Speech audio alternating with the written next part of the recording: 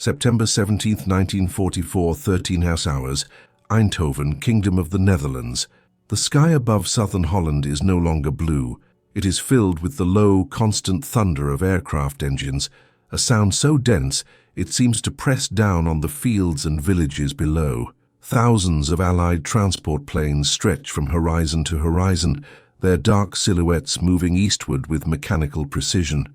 Parachutes begin to bloom in the air like pale flowers, drifting slowly toward contested ground. This is not a rehearsal. This is not a raid.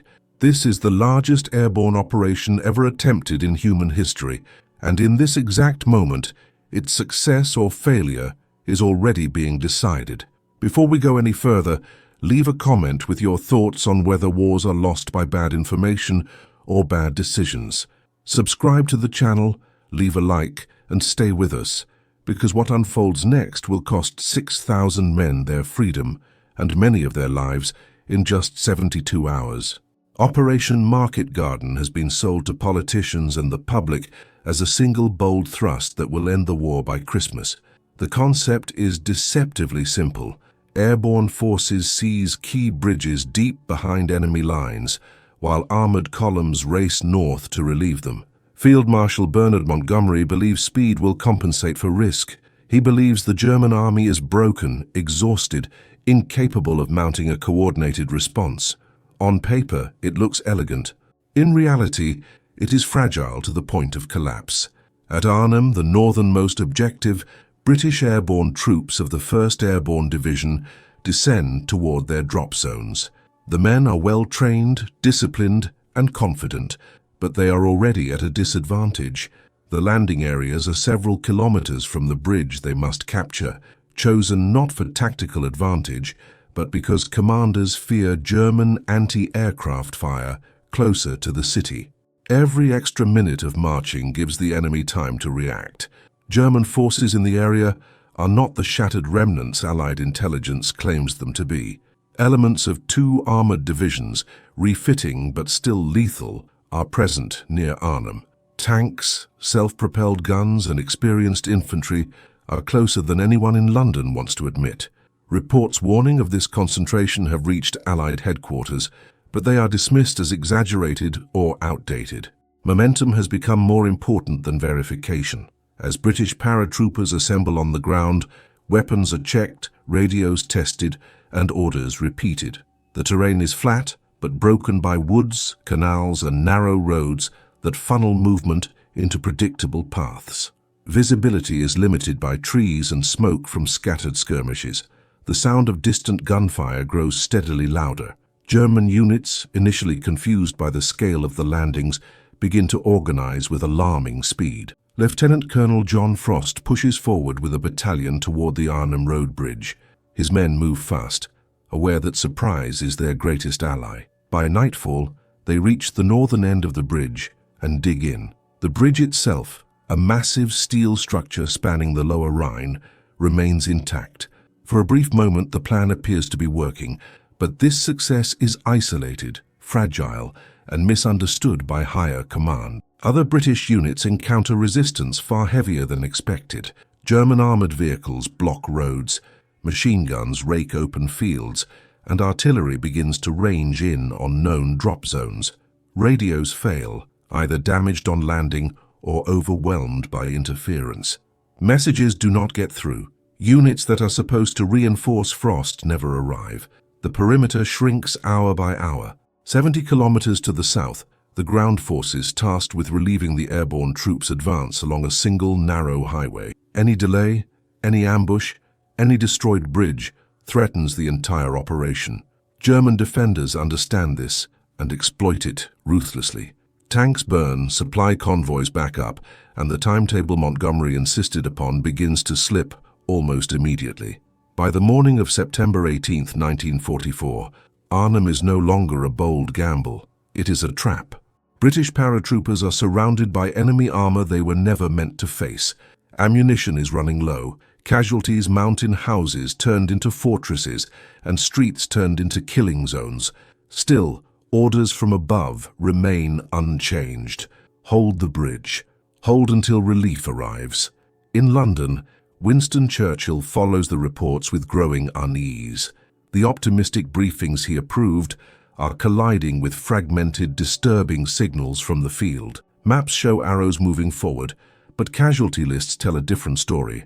The gap between expectation and reality widens by the hour, and as the fighting intensifies around the Arnhem Bridge, decisions made days earlier, decisions rooted in confidence rather than caution, are about to reveal their true cost, forcing a reckoning that will echo far beyond the battlefield and far beyond Montgomery himself. September 18, 1944, 06:40 hours, Arnhem, Kingdom of the Netherlands. Dawn arrives without mercy. The thin morning light exposes positions that darkness had concealed, and with it comes the full weight of German counterattack. Smoke drifts low between brick houses and shattered trees, clinging to the ground as if unwilling to rise. British paratroopers wake from shallow, exhausted sleep already under fire. Mortar rounds thud into streets and courtyards, their explosions echoing sharply off stone walls. Each blast strips away another illusion that this operation can still be salvaged through willpower alone. At the northern end of the Arnhem Bridge, Lieutenant Colonel John Frost's men remain dug in. They have repelled repeated infantry assaults through the night, but now the Germans bring heavier tools. Armored vehicles edge into view, their engines rumbling like distant thunder. When the first tank fires, the sound is different from anything the paratroopers have heard so far. Deeper, heavier, final. Buildings that once offered cover collapse in seconds under direct fire. Anti-tank weapons are scarce. Each shot must count. British soldiers wait until the last possible moment before firing, hearts pounding, hands shaking not from fear alone, but from exhaustion and dehydration. Some German vehicles burn, black smoke pouring upward, but for every tank disabled, another rolls forward. The bridge remains in British hands, but only barely, and only locally. Elsewhere in Arnhem, the situation deteriorates faster. Units attempting to break through to Frost are stopped cold.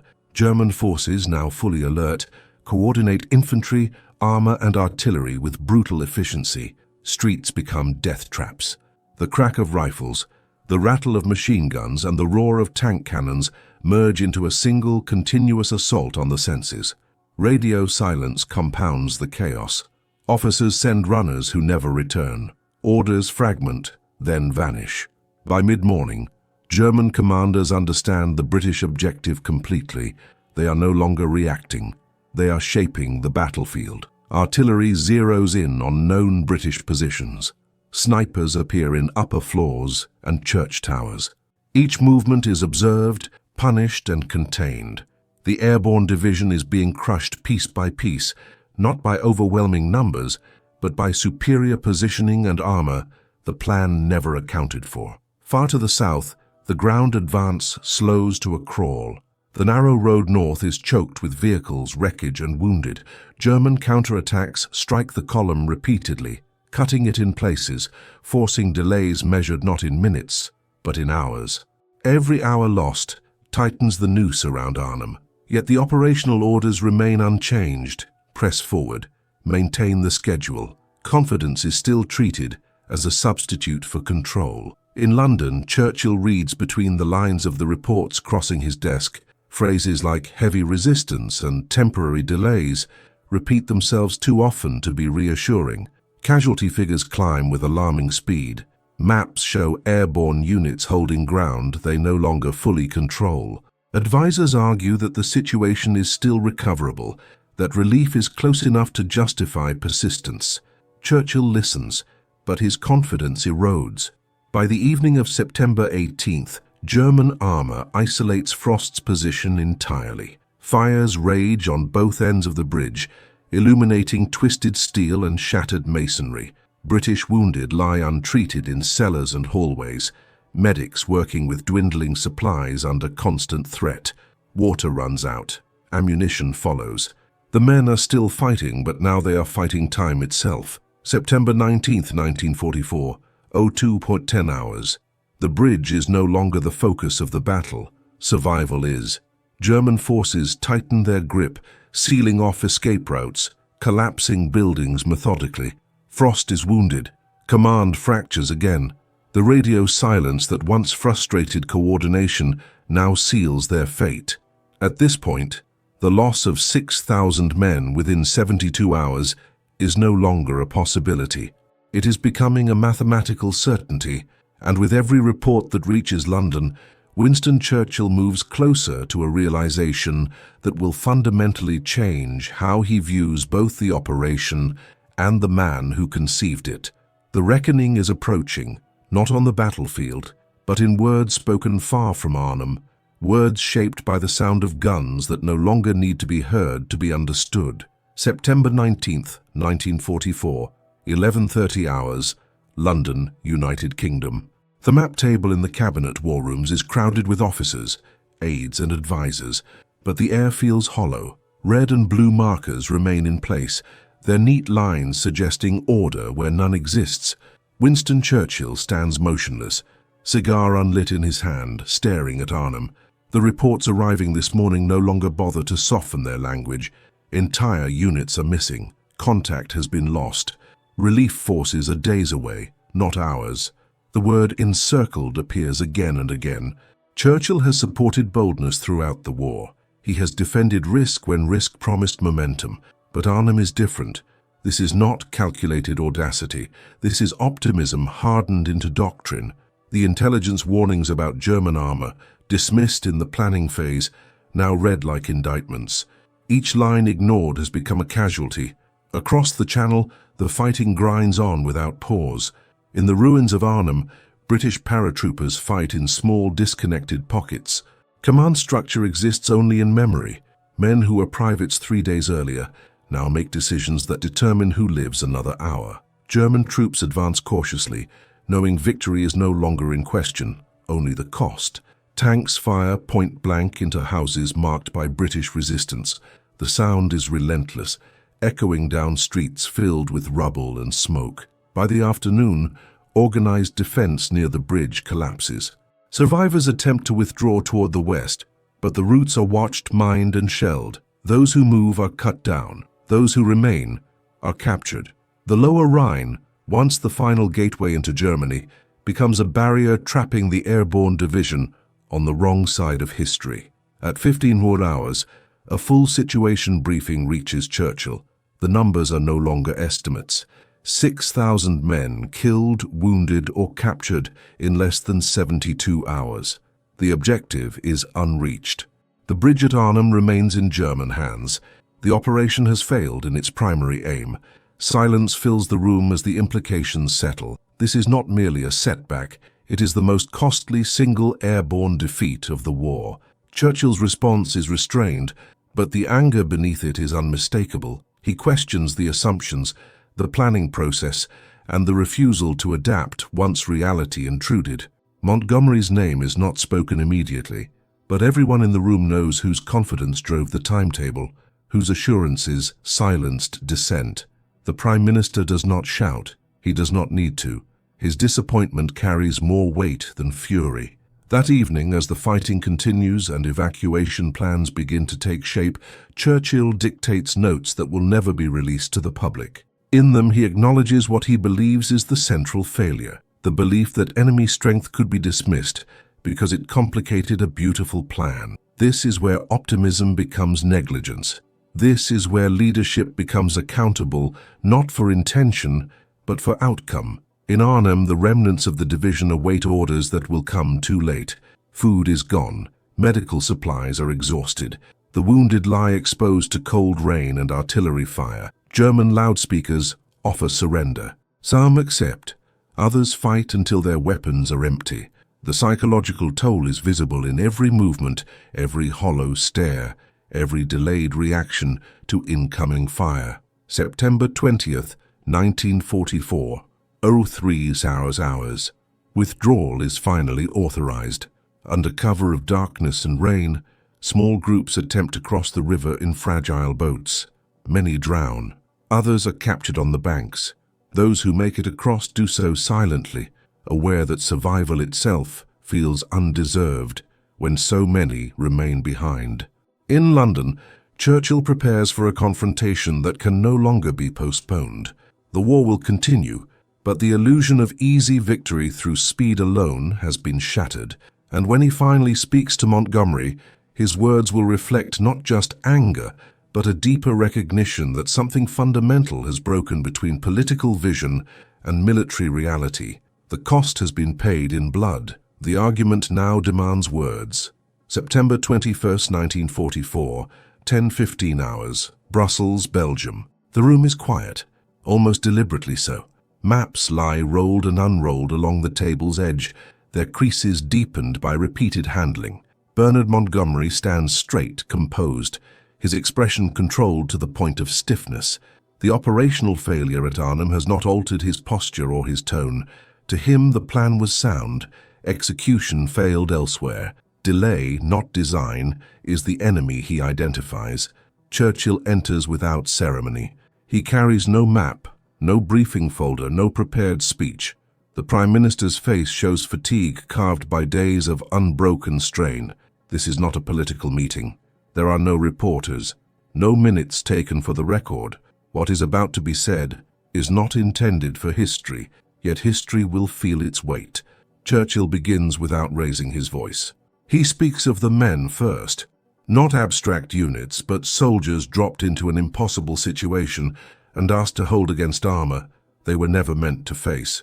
He speaks of intelligence dismissed because it conflicted with momentum. He speaks of certainty replacing caution. Montgomery listens, arms folded, jaw tight, offering no interruption. When Montgomery finally responds, his words are precise, defensive, measured. He insists the operation nearly succeeded. He emphasizes how close the relief forces came. He frames Arnhem as an opportunity lost by circumstances, not by command. To concede error, even partial, would be to undermine the philosophy that has carried him through North Africa and Normandy. Confidence in his mind is inseparable from leadership. Churchill does not argue the details. He cuts through them. He states plainly that nearly succeeding is indistinguishable from failure to the men now dead or captured. He states that war is not won by beautiful plans, but by accurate ones. The loss of 6,000 men in 72 hours, he says, is not the price of boldness. It is the price of ignoring reality.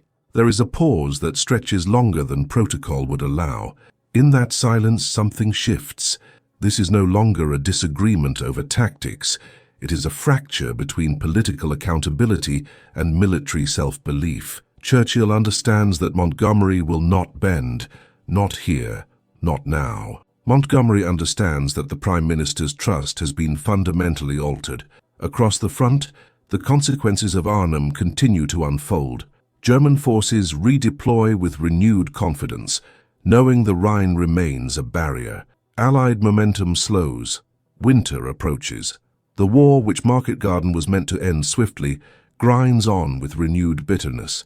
The men who escaped Arnhem carry the memory forward, their survival shaped by images they cannot discard. September 22nd, 1944, 1840 hours near Driel, Kingdom of the Netherlands. The last organized evacuation efforts conclude under heavy fire. The river is littered with wrecked boats and discarded equipment. Those left behind face captivity. German medics move among the wounded with clinical efficiency. The battlefield quiets, not from peace, but from exhaustion. Back in Britain, public statements soften the blow. The operation is described as daring, the losses as unfortunate, but necessary. Churchill allows this language to stand, not because he believes it, but because morale demands it. Privately, his view is fixed. Arnhem was avoidable. The warnings were sufficient. The failure was not unforeseeable. The relationship between Churchill and Montgomery does not end that day, but it changes irreversibly. Trust becomes conditional. Praise becomes rare. Decisions once accepted on reputation now demand justification. The shadow of Arnhem follows every subsequent proposal, every promise of speed and certainty. As autumn deepens and the war continues, the words spoken in that quiet room in Brussels remain unrecorded, but their meaning is unmistakable. The loss at Arnhem has drawn a line between confidence and overconfidence, between hope and evidence, between what leaders want to believe and what soldiers are forced to endure. And it is this unspoken judgment, carried silently by Churchill from that moment onward, that will define how Arnhem is remembered, not as a near victory, but as a warning written in blood. September 24th, 1944, 09 to 30 hours, London, United Kingdom. Rain taps steadily against the windows of the cabinet war rooms as Churchill sits alone, the noise faint but persistent, like distant artillery. The evacuation from Arnhem has ended. The lists are final now. Names, ranks, units, thousands of them, reduced to ink on paper. 6,000 men lost in 72 hours. Not missing in theory, missing in fact. Dead, wounded, captured. The arithmetic of failure is complete. Churchill reflects not on the daring of the plan, but on the moment when doubt was dismissed. He recalls the intelligence summaries warning of German armored divisions near Arnhem, the cautious voices set aside because they slowed momentum. In war, speed is valuable, but certainty without verification is lethal. Arnhem has proven that distinction with merciless clarity.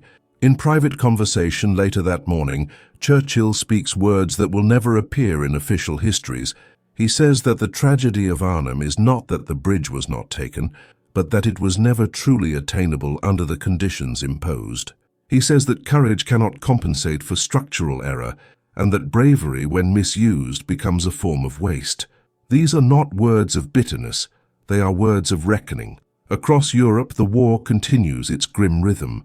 Allied forces advance, but cautiously now, aware that Germany's collapse will not be theatrical or swift. Every river becomes a problem to be solved, not a line to be rushed. Arnhem stands as a lesson written into future planning.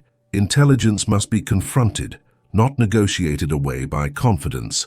For Montgomery, the aftermath is quieter, but no less consequential. His public standing remains high, his reputation intact, yet something intangible has changed.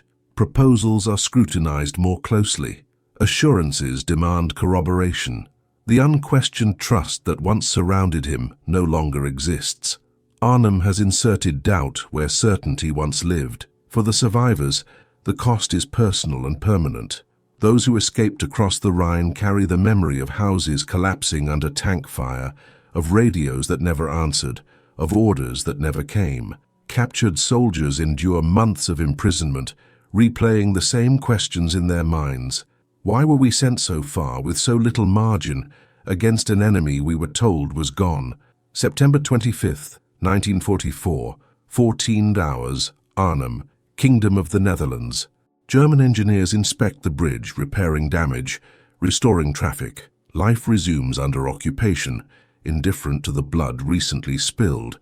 The structure still stands, not as a symbol of Allied daring, but as evidence of miscalculation. Steel does not care about intent. Churchill understands that history will soften this episode, reframing it as a gamble that almost paid off. He rejects that comfort privately. Almost, he believes, is the most dangerous word in war. Almost invites repetition. Almost encourages future leaders to mistake luck for strategy. As the war moves toward its final, brutal months, Arnhem remains a quiet reference point in decision-making rooms. When someone proposes speed over certainty, Arnhem is remembered. When intelligence is inconvenient, Arnhem returns. It becomes less a battle than a boundary, the line beyond which confidence becomes hubris. The war will end, but not quickly. Winter will claim more lives. Cities will burn. Victory will arrive through endurance, not spectacle. And when it does, the men lost at Arnhem will not be celebrated for a triumph, but honored for a sacrifice imposed by choices made far from the sound of gunfire. In the end, what Churchill said after Montgomery ordered the Arnhem drop was not a condemnation spoken aloud, but a conclusion reached in silence. That leadership is not measured by how boldly one plans, but by how faithfully one respects reality. And at Arnhem, reality spoke louder than any commander ever could.